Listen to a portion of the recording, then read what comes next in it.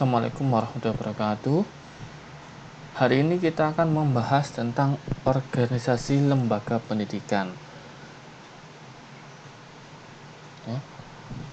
Organisasi lembaga pendidikan merupakan salah satu bagian terpenting dalam manajemen pendidikan yang perlu dipahami dalam pengelolaan di suatu pendidikan. Tentunya kalau kita bayangkan dalam suatu lembaga pendidikan tidak ada organisasinya, tidak ada strukturnya, apa yang terjadi? Tidak akan bisa berjalan. Tidak tahu harus kemana, tidak tahu harus bagaimana, tidak tahu bagaimana kewajibannya, tidak tahu apa yang harus dilakukan dan sebagainya. Semuanya akan kacau, tidak akan berjalan. Tidak ada pemimpinnya, tidak ada target dan sebagainya.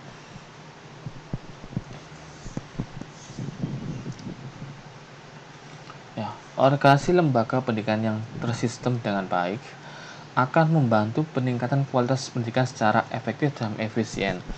Kita bayangkan misalkan di suatu lembaga pendidikan semuanya berjalan dengan baik. Misalkan yang sederhana saja, dari pihak pengajar pendidik, beliau sudah ada peraturan terkait sebagai seorang pendidik di lembaga tersebut, semuanya datang harus tepat waktu, ada batas toleransinya berapa menit. Apabila tidak masuk, ada izin dan sebagainya, atau digantikan oleh pendidik lain. Kemudian untuk siswa atau mahasiswanya juga ada aturan yang mengikat siswa harus hadir tepat waktu. Apabila dia datang terlambat, ada konsekuensinya. Apabila dia tidak hadir, ada konsekuensinya dan sebagainya. Secara tidak langsung pembelajaran akan berlangsung dengan baik.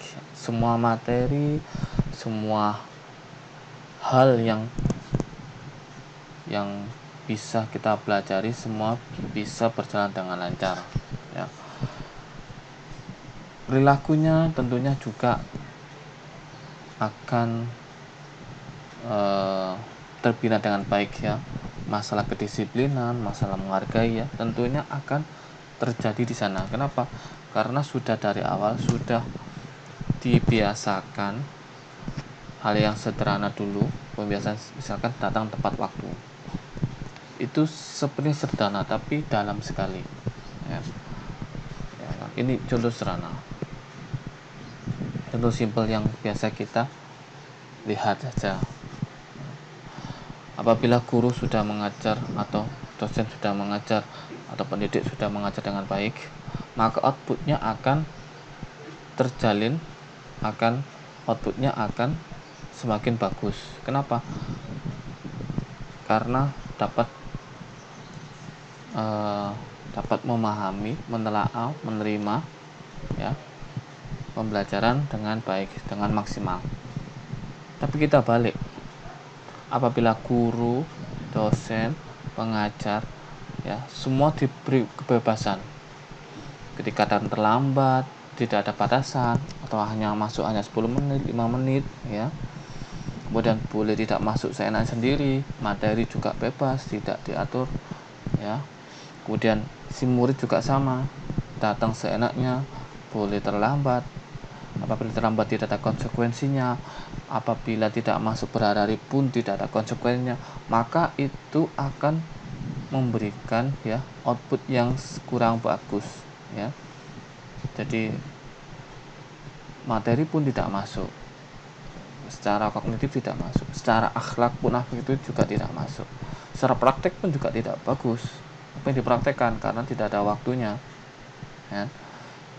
Itu contoh saja, contoh yang bisa kita bayangkan apabila lembaga pendidikan itu tersistem dengan baik atau tidak baik, bagaimana dampaknya. Itu masih contoh sederhana, belum lagi yang lebih kompleks lagi, yang lebih luas, tentunya akan lebih berdampak kepada outcome siswa Oke, kita lanjut ya. Kemudian untuk jenis organisasinya ya, di lembaga pendidikan ada dua. Yang pertama adalah organisasi formal dan yang kedua adalah organisasi informal. Untuk yang pertama, organisasi formal ya. Organisasi formal merupakan organisasi yang didirikan oleh struktur organisasi. Jadi struktur organisasinya jelas ya. Mulai dari atasan sampai bawahan semuanya ada jelas. Bahkan tugasnya pun juga jelas. Keberadaan struktur organisasi menjadi pembeda antara organisasi formal dan informal. Ya. Struktur organisasi formal yang dimaksudkan untuk menyediakan penugasan, kewajiban dan tanggung jawab kepada personel dan membangun hubungan tertentu di antara orang yang berbagai kedudukan ya. Tentunya di organisasi formal ya, ada struktur organisasinya, ada pemimpinnya ya kan, ada bawahannya, ada, dan juga tentunya di dalam setiap jabatan tentunya sudah ada job desk-nya ya, deskripsi pekerjaannya, tanggung jawabnya, targetnya semua ada, dan konsultasinya kemana arahnya pun juga sudah jelas. Jadi hubungan antara jabatan ini dengan jabatan ini sudah bisa kita prediksi, sudah terlihat dengan jelas, sudah arahnya kemana, sudah tahu. Oh, saya butuh ini, saya mau konsultasi ini, langsung ke jabatan tersebut, ke orang tersebut ya, sudah jelas ya.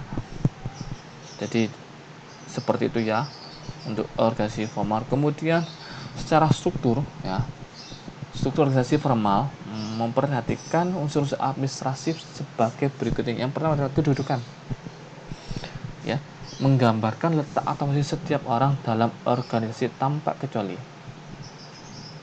ya.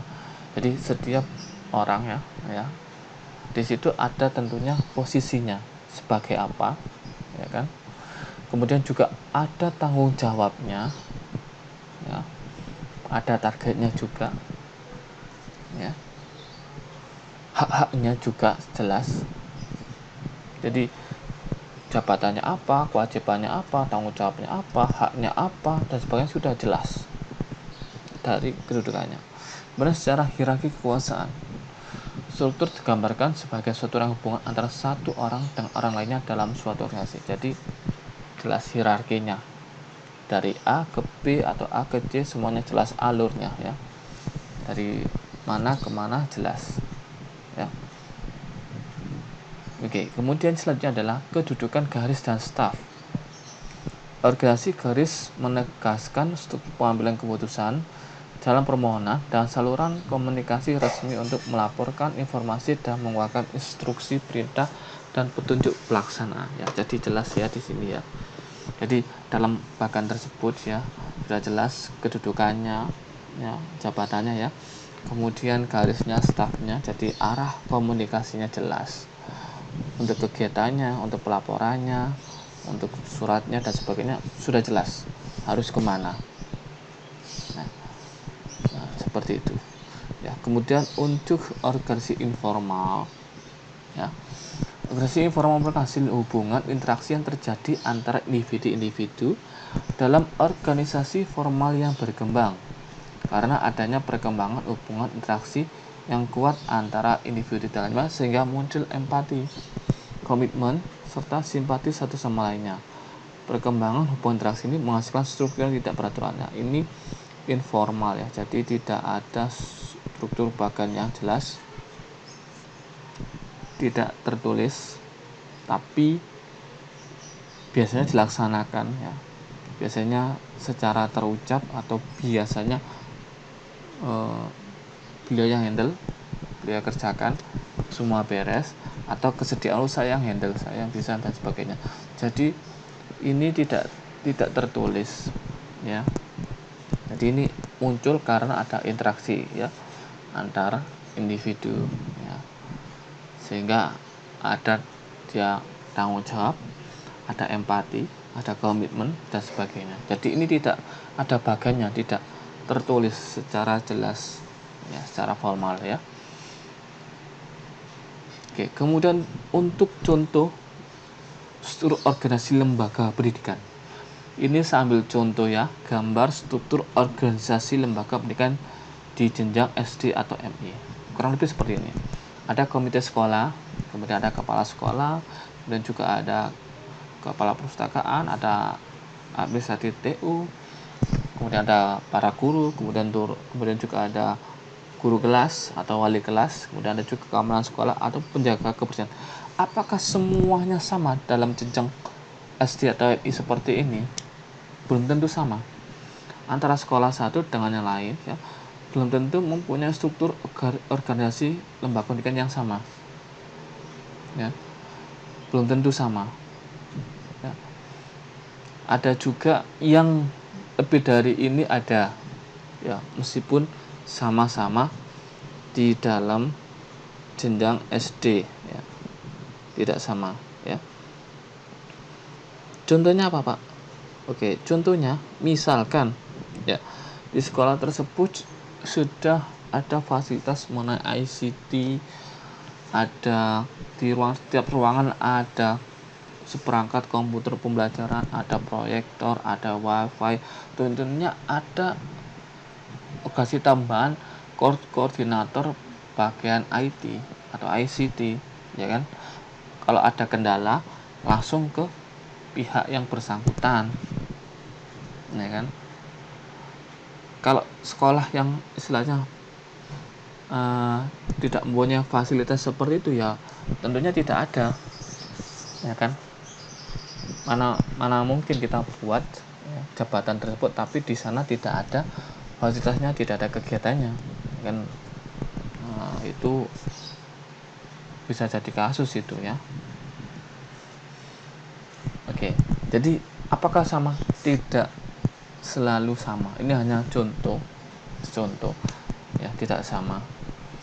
Kemudian mungkin juga di sekolah tertentu mereka sudah menerapkan ada bagian humas sendiri, ada bagian sarana prasarana dan sebagainya ya.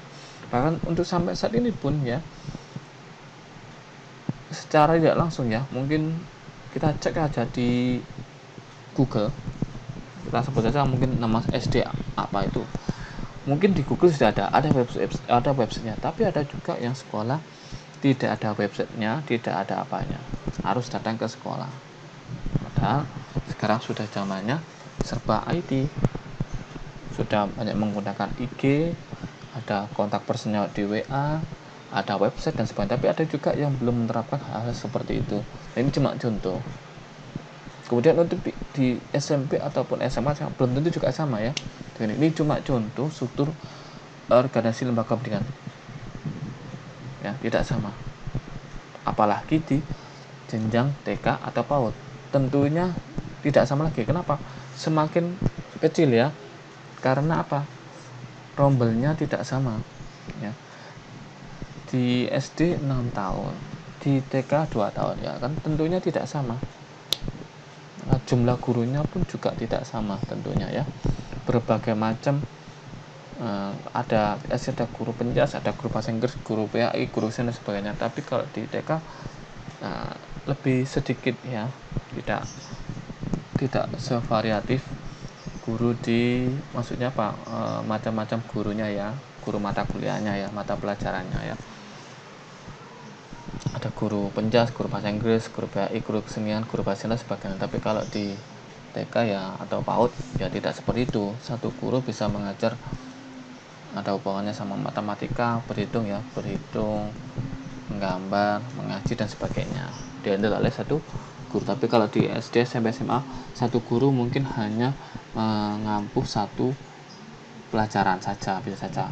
Guru ini hanya mengajar penjas saja, guru hanya mengajar bahasa Inggris saja. Tapi kalau di TK, satu guru itu beliau bisa mengajar bahasa Inggris, berhitung, ya kan, menggambar, mengaji dan sebagainya. Ini contoh ya, hanya sebuah contoh saja. Contoh garis besarnya seperti ini, kurang lebih seperti ini ya. Bisa berkurang, bisa lebih dari ini. Ya, bagaimana untuk tugasnya kali ini? Tugasnya kali ini adalah buatlah struktur organisasi lembaga pendidikan jenjang TK atau PAUD. Jika kamu bekerja di sekolah TK, maka kamu buatlah struktur organisasi lembaga pendidikan di TK.